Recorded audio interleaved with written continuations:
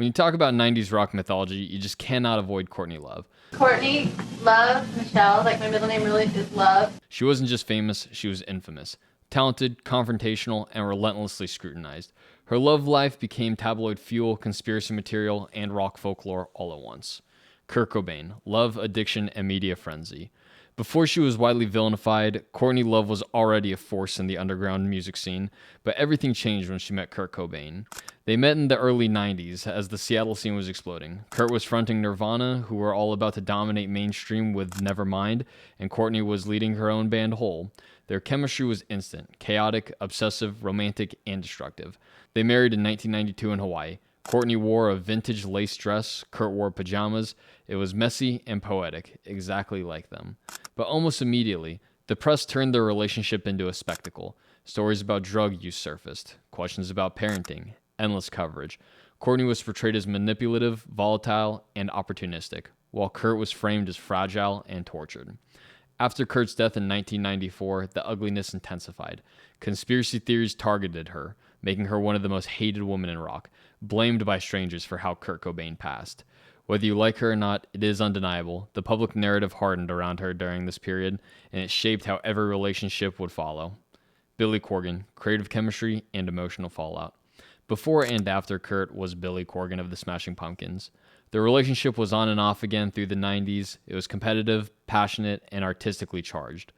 Corgan is widely reported to have contributed heavily to Hole's 1998 album Celebrity Skin. The record marked a shift, more polished, more radio-friendly, and less raw than their earlier work. Some critics accused Courtney of relying too much on Corgan's songwriting. Others argued that collaboration is normal in rock. Either way, the relationship blurred lines between romance and artistic partnership. When it fell apart, it was not quiet.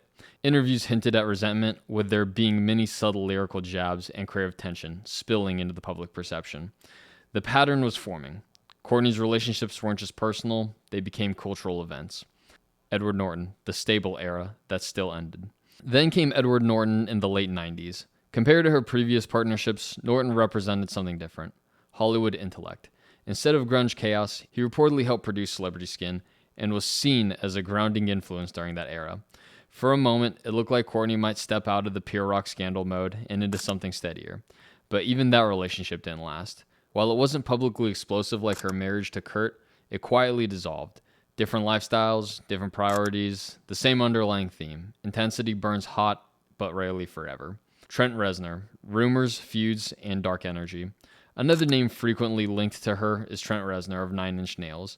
Whether it was a fling, flirtation, or just proximity within the same dark alt universe, the two were associated in the mid-90s, leading to the later public tensions that surfaced between them.